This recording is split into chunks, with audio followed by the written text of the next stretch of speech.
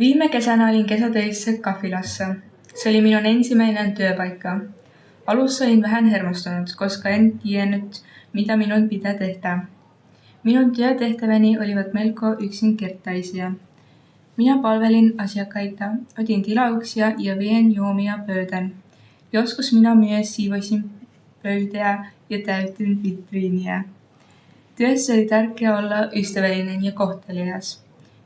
Minä sanoin aina hei ja mitä saisi olla. Asiakkaat olivat yleensä mukavia, mutta joskus oli myös vaikeita tilanteita. Yksi haaste oli kieli. Kaikki asiakkaat eivät puhuneet englantia, joten minun piti käyttää myös suomea.